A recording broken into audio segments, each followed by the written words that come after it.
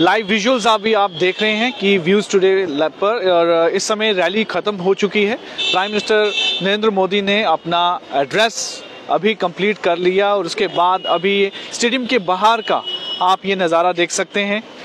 यहाँ पर इस समय अभी भी लोग जो हैं उनको सुनकर स्टेडियम के बाहर इस समय आ रहे हैं और यहाँ से अब जाने की के लिए सभी लोग यहाँ से निकल पड़े हैं। जितने भी वीवीआईपीज़ हैं वो भी यहाँ से इस समय जा चुके हैं, क्योंकि प्राइम मिनिस्टर नरेंद्र मोदी उनके एड्रेस का इंतज़ार था और उनके एड्रेस के साथ ही जो है ये सारी रैली जो है समाप्त हुई। और अपनी रैली के दौरान उन्होंने कई बातों को जो है उसका उल्लेख किया और साथ ही साथ सेंट्रल गवर्नमेंट की जो स्कीम्स हैं उसका जो बेनिफिट है उसका बेनिफिट भी क्या कहना चाहेंगे? नमस्कार, मैं हूँ पलक चौधरी, मैं नुशारा से हूँ, पंचायत भवानी ब्लॉक से हूँ।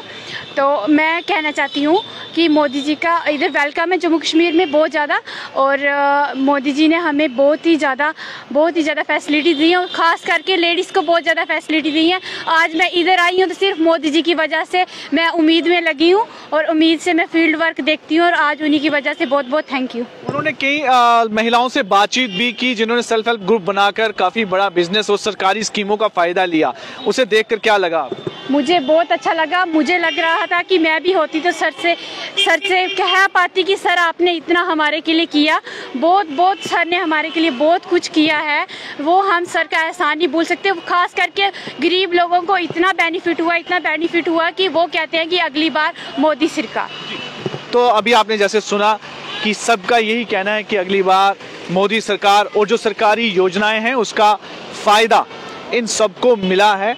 उसी फायदे के चलते हुए वो काफ़ी प्रशंसा करते हैं प्रधानमंत्री नरेंद्र मोदी की कि जिन्होंने सरकारी योजनाएं लाई और उन सरकारी योजनाओं का जो फ़ायदा है वो सभी आम लोगों को मिला। विशेषकर जब बातचीत उन्होंने महिलाओं से की, अलग अलग डिस्ट्रिक्ट की महिलाओं से, वहाँ के सेल्फ हेल्प ग्रुप से बातचीत की, उन्होंने अपने एड्रेस में और बातचीत के दौरान प्रधानमंत्री जी के साथ लाइव बातचीत के दौरान उन्होंने कहा कि सरकारी स्कीम्स जो हैं, उसकी योजनाएं हैं, उसका पूरा फ़ायदा इन सबको मिला है। और उसी का फ़ायदा आप देख सकते हैं कि यहाँ पर इस समय महिलाएं, उनका सशक्तिकरण हो रहा है और खुद से वो एक उद्यमी के तौर पर बन रही हैं, एंटरप्रेन्योर बन रही हैं। सरकारी स्कीमों का फ़ायदा, चाहे वो किसी तरह की भी स्कीम्स हैं, बहुत सारी स्कीम्स हैं जिसका फ़ायदा उन्होंने लिया और अलग अलग डिस्ट्रिक्ट के कई लोगों से उन्होंने बातचीत की। ये स्टेडियम के बाहर के दृश्य हैं जो अभी आप देख सकते हैं। इस समय सभी स्टेडियम से बाहर आ रहे हैं। काफ़ी बड़ी भीड़ थी, कई हज़ारों की तादाद में लोग यहाँ पर मौजूद थे जो कि प्रधानमंत्री नरेंद्र मोदी को सुनने के लिए यहाँ पर आए थे। और शुरुआत में उन्होंने जो अभिवादन किया जम्मू के लोगों का, वो डोगरी में किया कि उन्होंने कहा कि मुझे जम्मू बहुत अच्छा लगता है और दोबारा यहाँ आकर जो है उन्हें बहुत अच्छा लगा। और पद्मा सचदेव द्वारा जो एक गीत की पंक्तियों को भी दोहराया कि मिठड़ी है डोगरे दी बोली, खंड मिठे लोग डोगरे।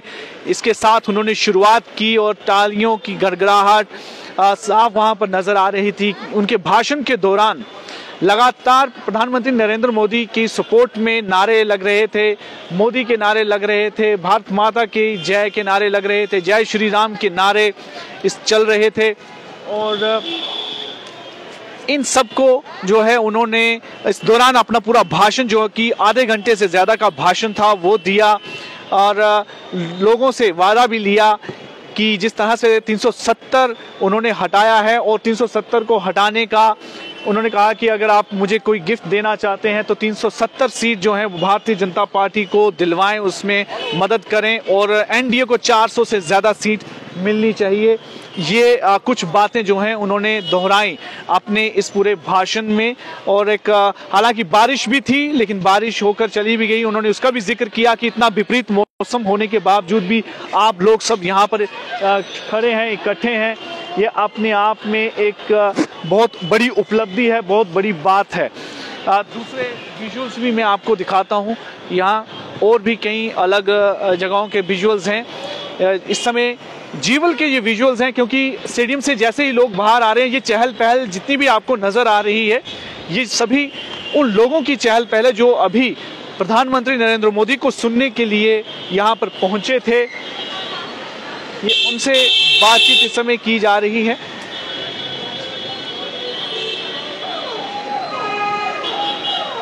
तकरीबन 2 घंटे का उनका यहाँ पर स्टे था, प्रोग्राम था। 2 घंटे के करीब वो यहाँ पर थे। उन्होंने अपनी बातचीत की, लोगों के साथ भी बात की ऑनलाइन, और कई इम्पॉर्टेंट जो फाउंडेशन स्टोन्स के लिए भी उन्होंने रखे, और कई कंप्लीटेड जो प्रोजेक्ट हैं उनकी भी इनॉग्रेशन उन्होंने लाइव यहाँ पे वर्चुअल इनॉग्रेशंस की।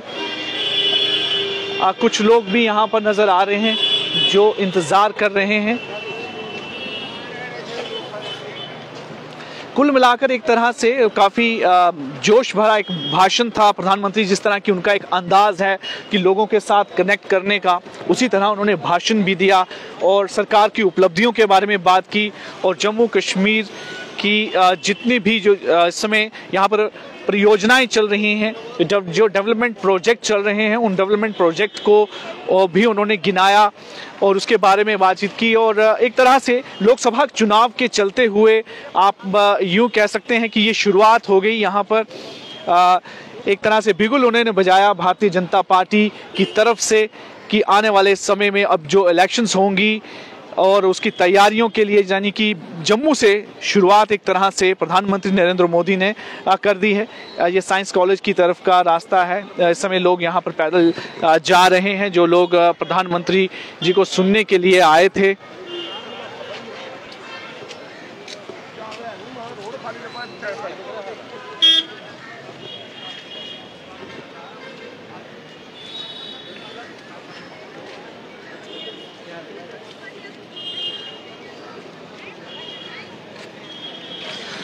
तकरीबन उनके भाषण के दौरान सिर्फ बारिश रही, लेकिन जैसे ही उनका भाषण कंप्लीट हुआ तो बारिश भी रुक गई। और हालांकि मौसम सुबह से ख़राब था, लग रहा था कि बारिश हो जाएगी, लेकिन उनका जो पूरा प्रोग्राम था, आज का कार्यक्रम पूरी तरह से कंप्लीट जो है वो एक तरह से सफल रहा। वो अपने समय अनुसार यहाँ पर पहुँचे और लोगों को संबोधित करके वो वापसी की ओर चले गए, न्यू दिल्ली वापस राजधानी की ओर निकल गए।